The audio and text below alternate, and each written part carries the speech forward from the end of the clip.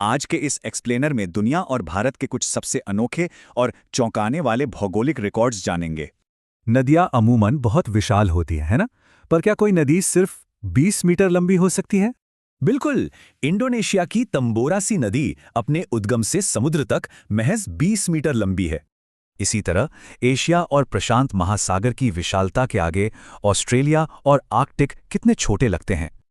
और तापमान, अंटार्कटिका के वॉस्टॉक स्टेशन पर धरती का सबसे कम तापमान -89.2 डिग्री सेल्सियस दर्ज किया गया था। पहाड़ों में भी गजब का अंतर है। माउंट एवरेस्ट की तुलना सबसे छोटी पर्वत श्रृंखला से करके देखिए। कैलिफोर्निया का सटर बट सिर्फ 610 मीटर ऊंचा है। ये असल में 16 लाख साल पुराना ज्वालामुखी अवशेष है।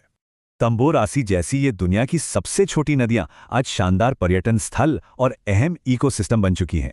अब रेगिस्तान का नाम सुनते ही सहारा की याद आती है, लेकिन सबसे छोटा रेगिस्तान कहाँ है?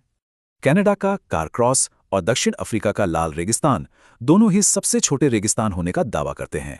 चलिए अब भारत के कुछ सबसे अद्भुत भौगोलिक और ढांचागत कीर्तिमानों पर नजर डालते हैं। सबसे ऊंची स्टैच्यू ऑफ यूनिटी हो या सबसे लंबा हुबली प्लेटफॉर्म, भारत का इंफ्रास्ट्रक्चर दुनिया को हैरान कर रहा है। राज्यों के आकार का अंतर देखिए। राजस्थान का विशाल क्षेत्रफल गोवा के मुकाबले कई गुना ज्यादा बड़ा है।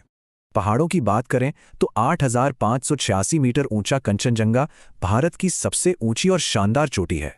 और भारत की सबसे लंबी नदी गंगा देश का सबसे बड़ा बेसिन बनाती है, जो करोड़ों लोगों का आधार है। लेकिन भारत की सबसे छोटी नदी की कहानी इसके आकार से कहीं ज्यादा बड़ी और प्रेरणादायक है।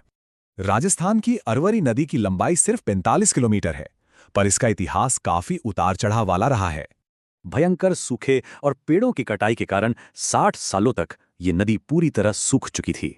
80 के दशक में सूखी इस नदी को 90 के दशक में ग्रामीणों की मेहनत से फिर जिंदा किया गया। इसका रहस्य था जोहड़। ये बारिश का पानी सहेजने और ग्राउंड वाटर रिचार्ज करने की एक पारंपरिक तकनीक है। एक एनजीओ और ग्रामीणों ने मिलकर जोहड़ बनाए, भूजल स्तर बढ़ा और ये सूखी नदी फिर से बहने लगी। यह साबित करता है कि सही मानवीय हस्तक्षेप से इन भौगोलिक धरोहरों को बचाया और संवारा जा सकता है।